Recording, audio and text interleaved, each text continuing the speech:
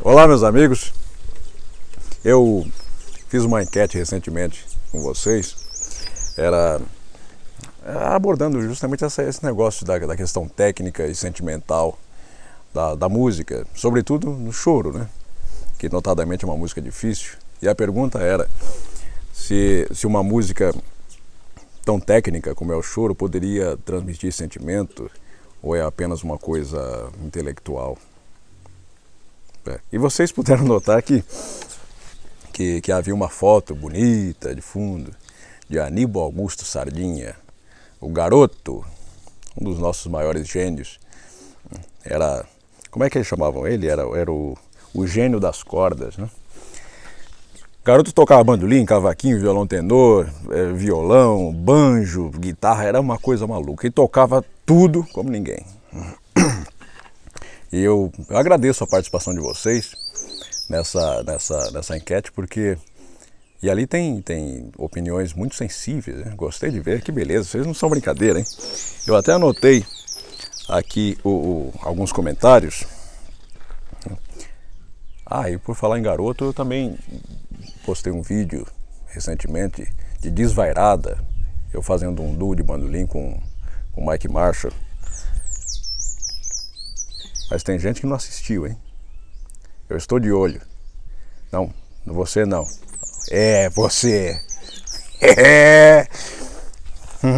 Mas antes eu gostaria de falar um pouco sobre o início do choro e também a razão de se chamar choro, esse gênero, né? Tem várias versões, mas essa eu acho que é a mais plausível, sabe? Que é nos primórdios, a polca, que veio da Europa, chegou no Brasil. Era uma música de dançar, uma música rápida, né?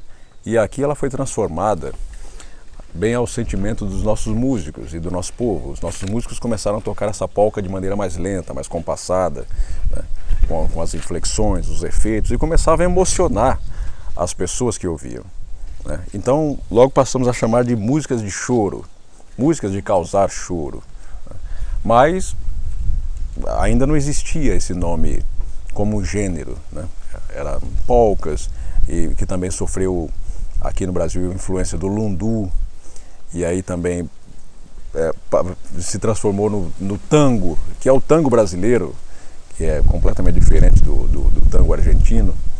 Aliás, Ernesto Nazaré foi o maior divulgador do tango brasileiro. Bom, mas isso é um assunto para outro vídeo, né?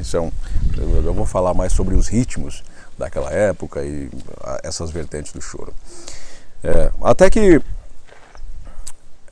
aliás, vocês sabem qual é a música brasileira, a polca, que é considerada o primeiro choro, sem se chamar choro ainda, que chamava polca? É essa aqui. Isso, exatamente. Flor Amorosa, de Joaquim Antônio da Silva Calado. Isso nasceu por volta de 1875, mas é editada pela primeira vez em 1880.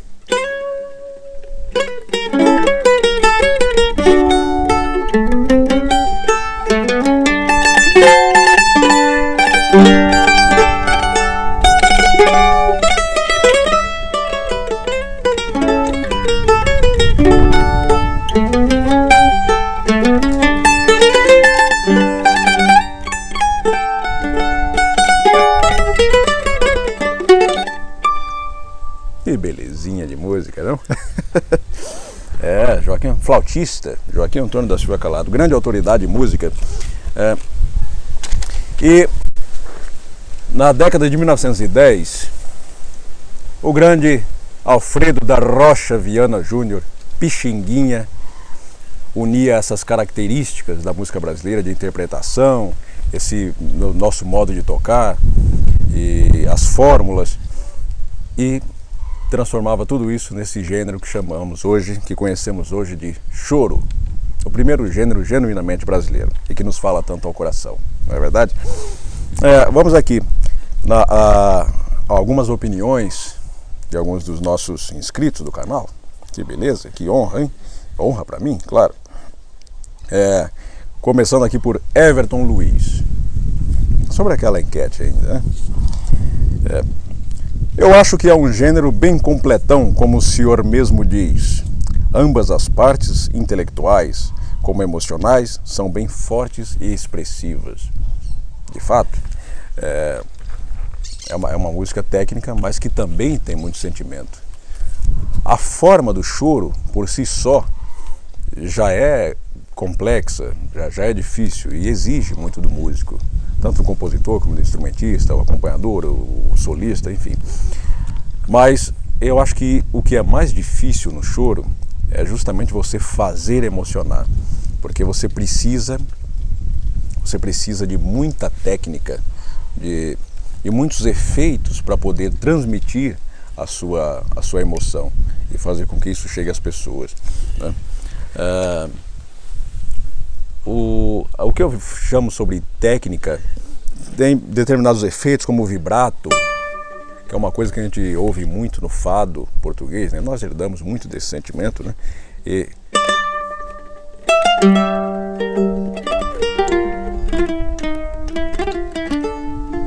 Então dá esse tom dramático, esse tom melancólico, as apogiaturas, o trinado, tudo isso tem efeito quando você quer transmitir alguma coisa, né?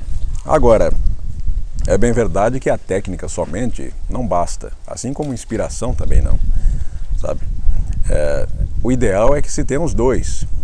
Há instrumentistas que tem uma técnica apurada, refinada, aquela coisa, uma beleza, aquela limpeza de som, tal, mas ele não transmite nada, é um cubo de gelo tocando, sabe? E ao passo que tem instrumentistas que têm uma técnica mais rudimentar, mas que transmitem muito mais, né? Você vê, às vezes o sujeito toca uma nota sem estar muito trabalhada tecnicamente, mas a energia dele consegue nos atingir, né? E aí você sente um arrepio, você sente a energia da música, né? Isso é uma coisa meio que misteriosa, né? Porque é difícil você dizer por que aquela pessoa transmite, você se emociona com aquela música, com aquela pessoa tocando e com outra não, né? Quem explica, por exemplo, você escutar um disco de Jacó do Bandolim, gravado nos anos 1950, 60, numa cera, primeiro passado numa fita, depois passado numa cera, um processo, hoje com digitalização, e você escuta aquilo e você se emociona. Por exemplo, eu quando escuto o disco Vibrações, toda vez que eu escuto a música Vibrações, que é a música que começa o disco, aliás, esse disco de 1967, é um dos maiores discos da história do mundo, Vibrações de Jacó do Bandolim. Quando começa a tocar Vibrações, que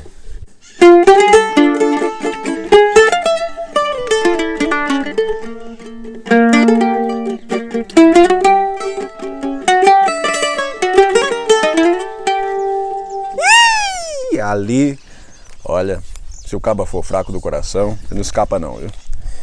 Porque a energia do cara ainda está lá, uma coisa incrível, né? Não só dele, como daqueles músicos acompanhadores, Dino, César Faria que é pai do Paulinho da Viola, ele acompanhou o Jacó pela vida inteira dele, a vida artística, Carlinhos Leite, Jonas Cavaquinho, enfim, eram músicos que botavam o coração na ponta dos dedos, sabe? E essa energia ficou gravada, está lá. Quem é que explica um negócio desse? Sabe? Você escuta e emociona. Não só Jacó do Bandolim, Valdir Azevedo, uma vez, um grande músico que tocou com o Valdir Azevedo, falou: Valdir Azevedo tocando era uma coisa incrível, aquele som de cavaquinho dele, a energia que emanava daquele instrumento dele. Ele podia tocar qualquer coisa, se ele tocasse Parabéns pra Você, você se arrepiava inteirinho, né? Era uma coisa danada mesmo. Pixinguinha. O próprio Garoto, do qual falamos aqui, lembrando que você precisa assistir ao vídeo do Desvairada, viu? Um vídeo tão bonito daquele, rapaz. O meu pai dizia sempre: existe o músico e existe o artista. Eu acho que ele queria dizer com isso que o músico é aquele que toca de maneira mais mecânica, né? Que pode ter uma boa técnica, tudo, mas ele não te bota em ponto de infarto, sabe? Eu acho que a música boa é essa, o músico bom é esse que te deixa em prantos. Muito bem. Continuando aqui. Há um outro comentário aqui, ainda sobre a nossa enquete. Vamos lá. Vai ser a junção, vocês viram meu caderninho, eu ainda anoto tudo, olha que bonitinho. Vai ser a junção da música, técnica e sentimento de quem a toca. Por exemplo, excelentes instrumentistas que parecem estáticos não vão transmitir o verdadeiro sentimento que a música proporciona.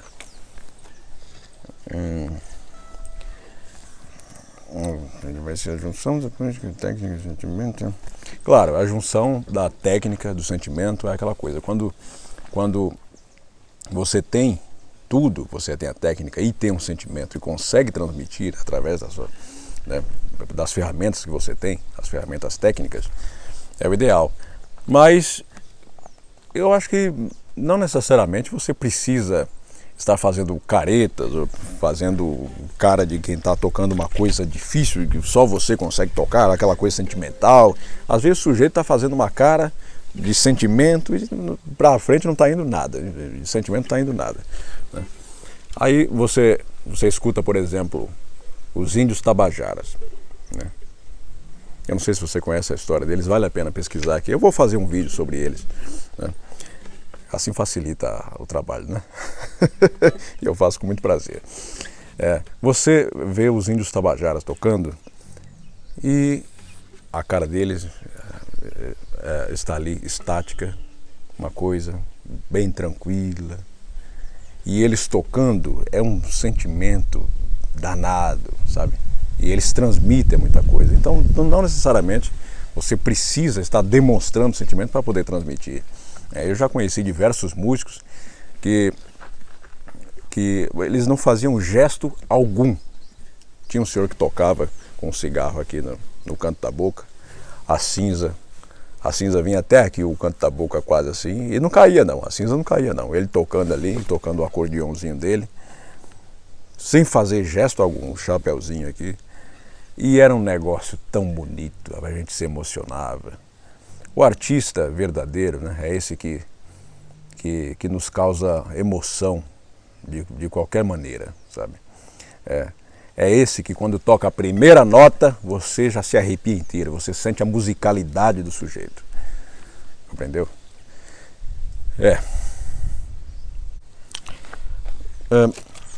Aqui há um outro comentário, esse aqui do Fábio Mendes. Eu tenho dúvidas sobre isso. Não sei se a música traz essa emoção ou as lembranças feitas pela música que tem o efeito de emocionar. Eu falei do meu pai agora há pouco, e era um sujeito muito interessante. Meu pai era muito simples, não teve uma formação acadêmica, veio do interior da Paraíba, nasceu no pé de uma serra, sabe? Mas muito emotivo, muito sentimental. E eu herdei muito desse negócio de sentir a música sem uma imagem na cabeça, sem uma lembrança, sem um motivo.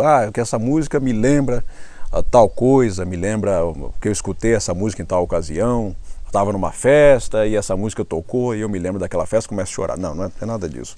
Comigo não acontece assim. Mas eu sinto muito a música. E é uma coisa que pode me deixar em prantos, sabe? Me deixar muito emocionado mesmo.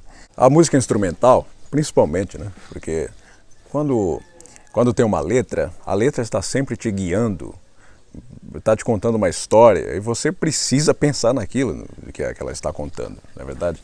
Ao passo que a música instrumental, não, ela te deixa livre para pensar e sentir o que você tiver que sentir, sabe? E a música brasileira tem muito dessa característica, dessa mistura de sentimentos. Eu falei sobre isso também naquele vídeo aqui neste canal também, que é o Nossa Música no Topo do Mundo, onde eu citei a música nordestina, que você sente aquela alegria, né, da música dançante, aquela coisa de festividade e tal, mas ao mesmo tempo tem aquele sentimento melancólico que dá aquele aperto no coração e você não identifica bem o que é aquele sentimento, não é verdade? Isso é uma característica muito própria da nossa música, do choro e a música brasileira em geral. O choro, inclusive, tem um negócio que o próprio Jacó do Bandolim citou, 1-0, né?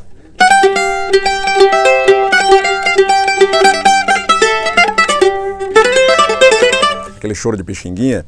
E essa música é uma música rápida, tal, e aparentemente muito alegre. Mas quando você diminui o andamento dela,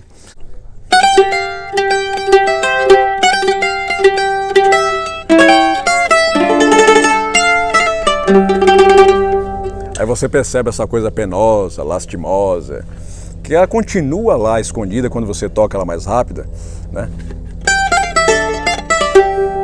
Então meio que te engana. Você pensa que é um negócio alegre, mas no fundo é uma coisa merencória. Gostaram dessa? Muito obrigado por mais essa audiência. E inscreva-se aqui, comente, dê like, pinte miséria. Um grande e forte abraço.